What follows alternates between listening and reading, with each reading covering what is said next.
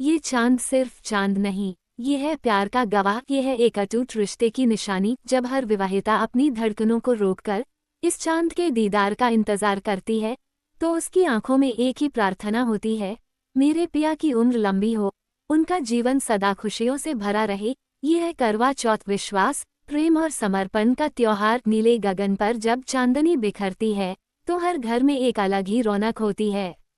हाथों में सजी मेहंदी और लाल जोड़े में लिपटी हर स्त्री उस चांद को निहारती है, जो उसके प्रेम का साक्षी है। ये रात है त्याग की, भक्ति की और उस पवित्र रिश्ते की, जो 7 जन्मों के लिए जुड़ा है। हर करवा चौथ एक नई उम्मीद लाता है, एक नए वादे के साथ। करवा चौथ का व्रत सूर्योदय से पहले शुरू हो जाता है। सास अपनी बहू को सरगी देती हैं, जिसमें मिठाई, फल, मेवे और अन्य खाद्य पदार्थ होते हैं।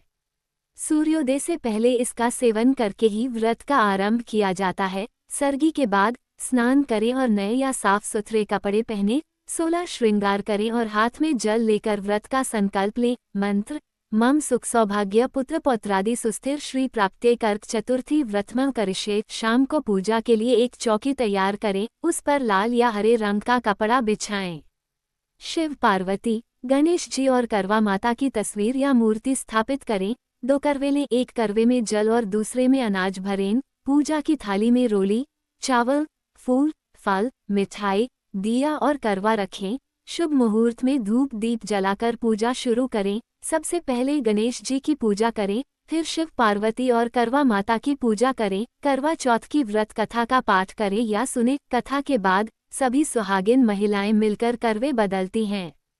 पूजा पूरी होने के बाद माता करवा से अपने सुहाग की लंबी उम्र की कामना करें। रात में चांद निकलने के बाद चंद्रमा को अर्घ्य देने की तैयारी करें। अर्घ्य के जल में थोड़ा कच्चा दूध मिला लें। छलनी में दिया रखकर पहले चंद्रमा को देखें, फिर उसी छलनी से अपने पति को देखें। अब पति के हाथों से जल पीकर और मिठाई खाकर व्रत का पारण करें। पूजा के बाद बायना जैसे साड़ी, श्रृंगार का सामान और पैसे तैयार करें।